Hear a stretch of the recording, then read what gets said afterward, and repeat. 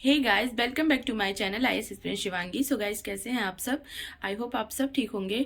Guys, आज मेरी तबीयत बिल्कुल ठीक लग रही है मुझे, तो मैं शुरू करने वाली हूँ अपनी स्टडी और साथ साथ में आप सबके साथ शेयर करना भी, डिस्कस करना भी।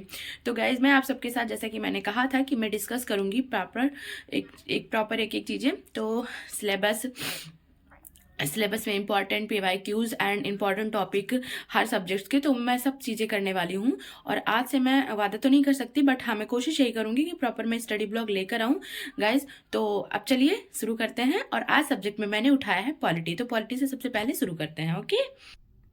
तो गाइज ये है मेरा स्टडी टेबल जो कि मैंने बहुत अच्छे से तैयार कर लिया है। ब्लैंकेट वगैरह फोल्ड करके मैंने साइड में रख दिया है, क्योंकि अब मुझे यहाँ पे अच्छे खासे टाइम अपने देना है, अपने बेड पे स्टडी करना है।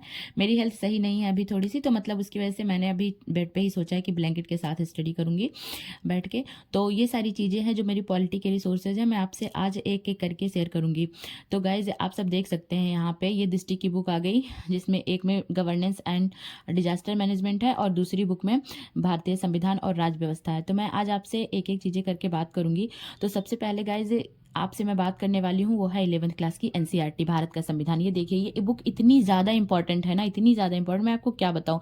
इसको जब आप पढ़ेंगे ना एक बार, तो आपको समझ में आएगा कितनी अच्छी बुक है। मतलब हर चीज़ें आपको इतने ईजी वे में समझाई गई हैं इसमें। तो ये 11th क्लास की एनसीईआरटी जिस भारत के संविधान के नाम से है, मुझे बहुत ही अच्छी सही लगती है। मुझे जहाँ भी डाउट होता है ना, मैं इसको रिवाइज करती हूँ, और मैंने न जाने कितनी बार किया हुआ है इसका रिवाइज।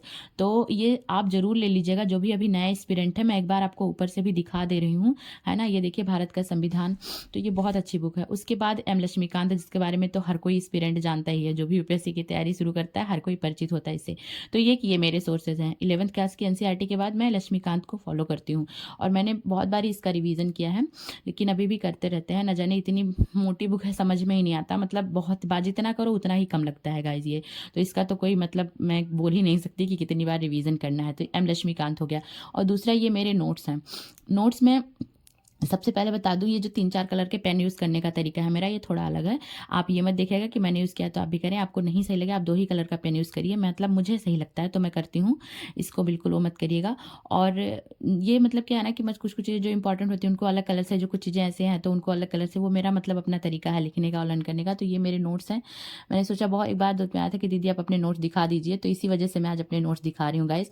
तो अभी नोट्स में मैंने क्या किया है कि बीच बीच में आप देखेंगे तो प्रीवियस ईयर के क्वेश्चन से देखिए, 2013 का, 14 का, 23 का, यहाँ पे आपको दिख रहा है 15 का, 17 का, 20 का। अब एक ही टॉपिक से इतने प्रीवियस ईयर के क्वेश्चन आए, तो सन वाइज मैंने यहाँ पे लिख लिया। अब जब ये टॉपिक मैं बार बार रिवाइज करूंगी, ये देखिए दूसरे टॉपिक का, यहाँ पे 2013 का है, 21 का, 16 का, 17 का, 19 का। तो अगर ये एक टॉपिक से इतनी बार क्वेश्चन पूछा गया है ना, तो मैं इस टॉपिक को कंप्लीट करने के बाद तुरंत जाऊंगी और प्रीवियस ईयर क्वेश्चन देखूंगी। हालांकि मैंने नंबरिंग यहाँ कर लिया है, तो उसके बाद मैं उस प्रीवियस ईयर क्वेश्चन को लिखूंगी। अब ये देखिए नोट्स, यहाँ पे मैंने ब्लैक पेन कितने ज्यादा यूज किए हैं।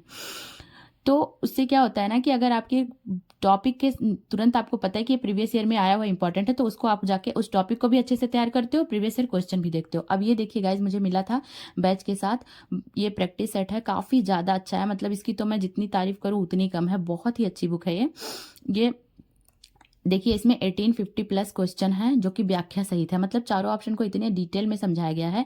ये इसमें देखिए आईएएस, पीसीएस, सीडीएस, एनडीएस, मतलब सारे एग्जाम में पूछे गए हैं। तो बहुत ही अच्छी बुक है। तो ये मैंने बैच लिया था तो मुझे मिला था। आप सबको मार्केट में इजीली अवेलेबल हो जाएगा। अदरवाइज आप ऑनलाइन भी मंगवा सकते हैं, फ्लिपकार्ट वगैरह से। प्रिंस प्रैक्टिस सीरीज ये बहुत ज़्यादा इंपॉर्टेंट है गाइज, बहुत ही ज़्यादा। मतलब ये आपको जब एक बार आप करेंगे ना, तो आपको लगेगा कि हाँ कितना ज़्यादा इंपॉर्टेंट है। तो ये मुझे दृष्टि की तरफ से मिला था। सारे सब्जेक्ट का है, केवल पॉलिटी का नहीं है, सारे सब्जेक्ट का है। टोटल 6 प्रैक्टिस सेट होते हैं, तो जो मेरे पास है, तो बहुत अच्छी बुक है। और हर चीज़ें करने के बाद मैं क्वेश्चन, जिसमें इसमें टॉपिक वाइज भी क्वेश्चन दिया हुआ है, हर टॉपिक वाइज दिया हुआ है ना। आप देख सकते हैं यहाँ पे मूल अधिकार हो गया, मूल कर्तव्य हो गया, फंडामेंटल राइट्स वगैरह सब करके। तो आप हे टॉपिक गाइस, तो पढ़िए, ये उसके बाद सारी चीज़ें क्वेश्चन थी देखिए। पॉलिटी के मेरे रिसोर्सेज जो मैंने आप सबको दिखाया। और मैं अभी बिल्कुल भी कुछ भी नया नहीं करने वाली। मैं एग्जाम तक इन्हीं से मल्टीपल टाइम्स रिवाइज करूंगी, जैसा कि मैं आप सबसे कहती हूँ। क्योंकि मैटर ये नहीं करता कि आपके पास एक सब्जेक्ट के लिए सोर्सेज कितने हैं, मैटर ये करता है कि आपके माइंड में कितनी चीज़ें सेव हो रही हैं, और वो तभी होंगी जब आप मल्टीपल टाइम्स रिवाइज करेंगे। और बहुत सारी चीज़ें थी मुझे आपसे सबसे शेयर करने के लिए, तो मैं स्टेप बाय स्टेप करती रहूँगी। तो जितने भी लोग मेरे चैनल पर अभी नए हैं, चैनल को सब्सक्राइब कर लीजिएगा एंड मेरी वीडियो को लाइक ज़रूर करिएगा, ताकि मैं आप सबके साथ चीज़ें शेयर करती रहूँ। और एक चीज़ें और बोलनी थी कि जो भी है, हाँ, तो ये बोलना था कि अगली वीडियो मेरी आने वाली है इंपॉर्टेंट आर्टिकल्स पे। सारी इंपॉर्टेंट आर्टिकल्स मैं आप सबके पास लेकर आऊँगी, है ना, कि कौन-कौन से ज़रूरी हैं और कौन-कौन से नहीं। तो गाइज़ अगर आप सब मेरे चैनल को सब्सक्राइब किए रहेंगे तभी मेरी वीडियो की नोटिफिकेशन आप तक जाएगी। तो प्लीज़ चैनल को सब्सक्राइब ज़रूर कर लीजिएगा एंड हाँ, मिलते हैं नेक्स्ट ब्लॉग में।